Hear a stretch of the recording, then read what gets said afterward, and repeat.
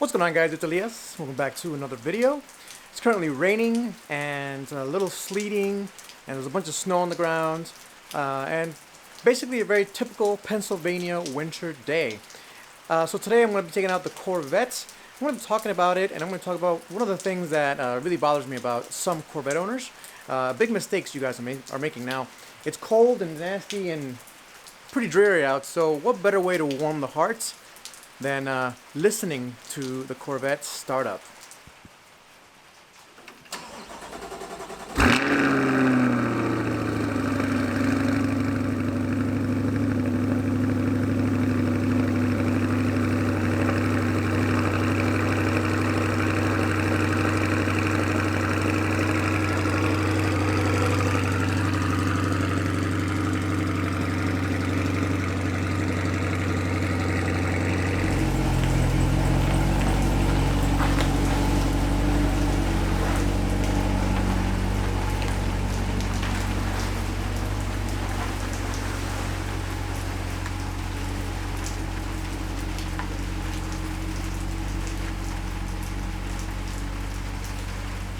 So before we set off, one of the main reasons why I got red is because basically any other color in this dreary weather just really doesn't pop. It's a dark blue, it's a championship or off-white. We got WR blue back there, my WRX, covered in snow. But red, man, that red pops. And of course my Kubota pops in orange, but that's a construction equipment. Go for a ride.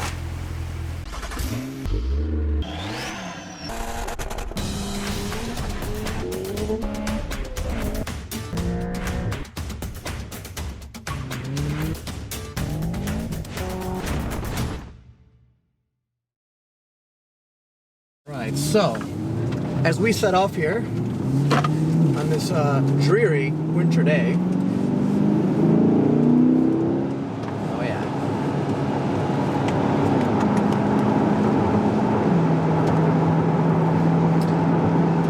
the biggest mistake that Corvette owners make with their Corvettes in the winter is not driving them. Here I am in a rainy, kind of wintry, cold day, and I'm out here in my Corvette, and I'm having a blast, guys. This is awesome.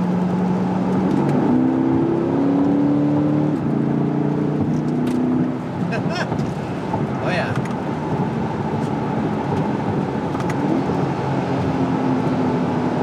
Sounds amazing, feels amazing, it's comfortable.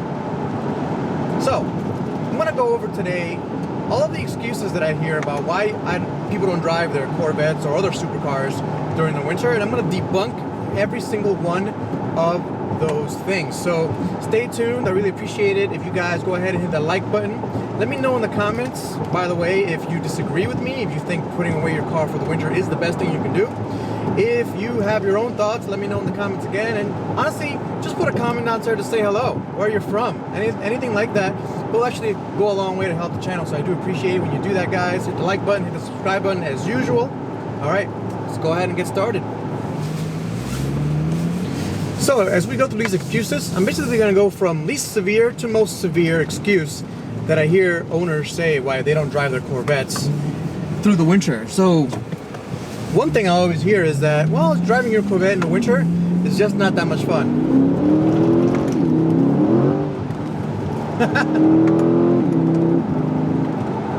What's not fun about going a little bit sideways in your Corvette when it's cold and rainy out? I just did it right now, and I loved it. It's fun. It makes you feel alive. It makes you feel what the chassis is doing, what the tires are doing. And whenever I hear someone say, oh, it's just not that much fun to drive your Corvette in the winter, I just think that they're wrong. They're really missing out on a big part of what driving a sports car is, and it's feeling what the car does when it's nearing the limits. And when it's cold and rainy out, the limit is so low that you'll be doing the speed limit and you'll get to those limits. Now, if you're not careful, of course, you can get into trouble. And so I'm not saying go out there and start drifting day one, but if you're not out there with your sports car when it's nasty out, you're not really learning what the car can actually do at the limits. Now, a lot of people leave that to track days, and I do commend that. I do a lot of track days on my own, but you're really pushing your on track days, you're pushing the car to its limits as well.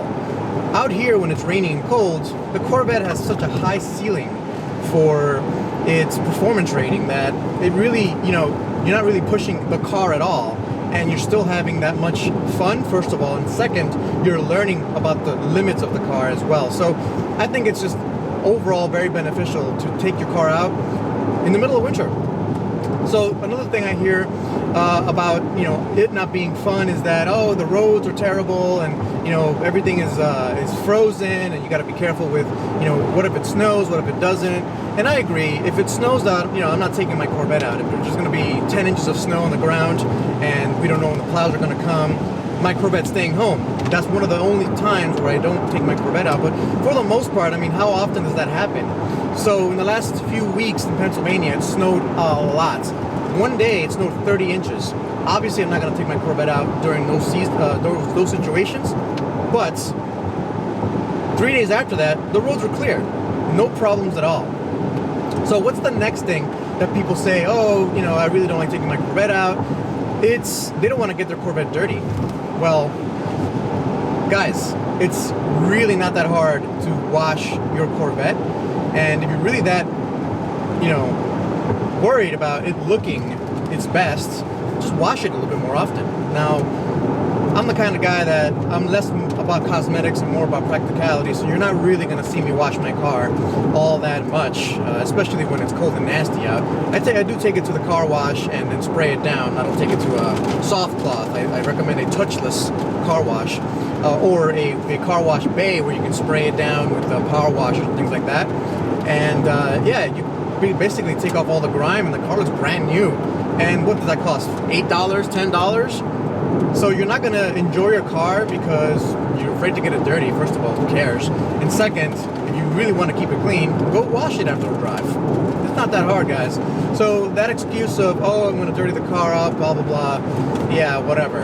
The other thing is people are worried about their paint. And in Pennsylvania, where I live, they use like sand and kind of gravel to take care of the snow. And that can have a very negative effect on paints.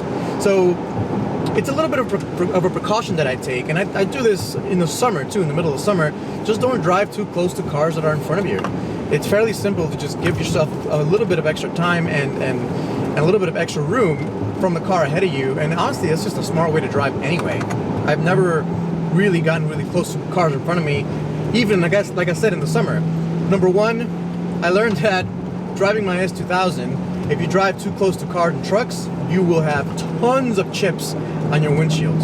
To avoid that, give yourself enough space. Same thing goes for the winter. Don't be too close to cars and they won't have any issue. Now, sometimes it's unavoidable, and honestly, paint is not always the best thing ever on these cars, but I would say Corvette paint is actually pretty damn good. I'm coming from Honda, and Honda paint is atrocious, so take that with a grain of salt. But I'm pretty impressed with the paint quality on this Corvette. I'm not complaining at all. So just something to keep in mind. The excuse of, oh, I don't want to mess the paint out, the car's going to get too dirty, etc., etc. It's not really a good excuse to clean the car. And if you really do, really are worried about the way the paint's going to look, put paint protection film on it. It costs maybe a couple $1,000s to do the whole car, or less if you do just the problem areas. And then you can drive your car no problem, right? So, what is the next issue people bring up when it comes to driving their Corvettes in the winter?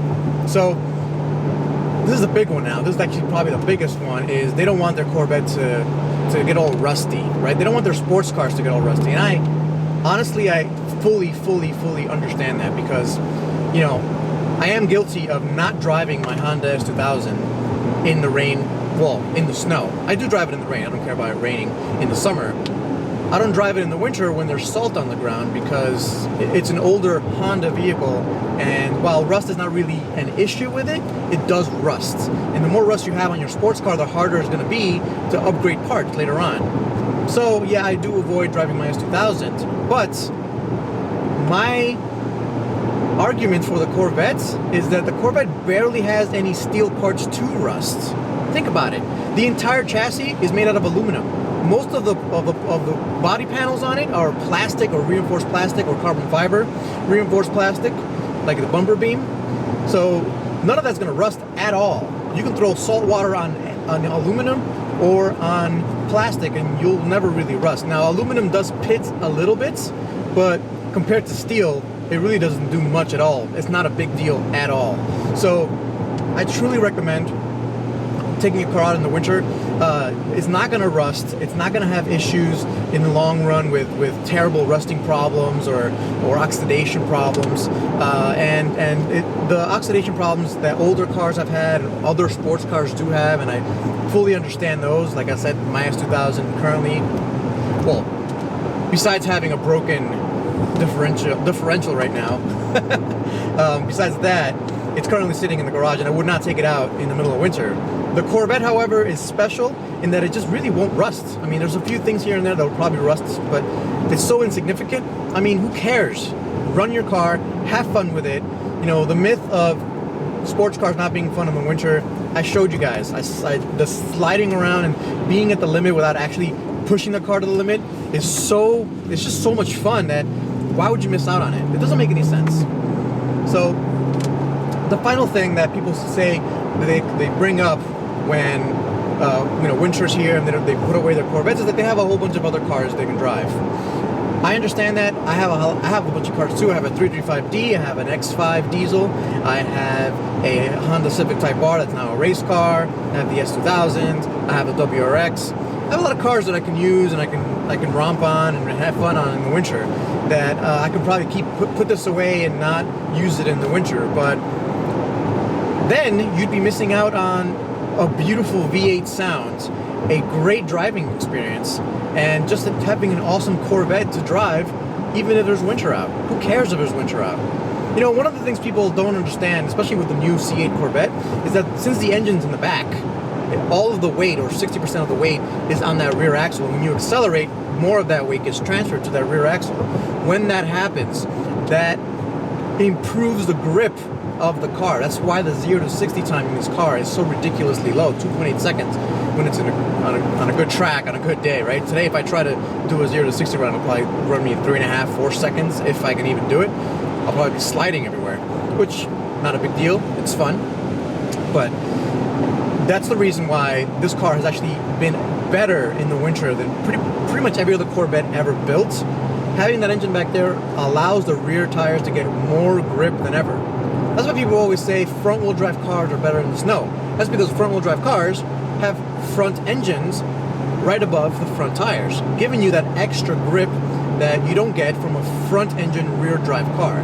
Well, now we have a rear engine rear drive car, or mid-engine rear drive car, and it just improves the traction and performance of the Corvette. You see, I'm just having fun out here. Again, it's raining. It's 35 degrees out right now. Probably one of the worst situations to be out in your sports car, some would say. I totally disagree. Now, some of the negatives, real quick. When it rains and you're standing still, water on the back windshield will accumulate and it'll be difficult to see.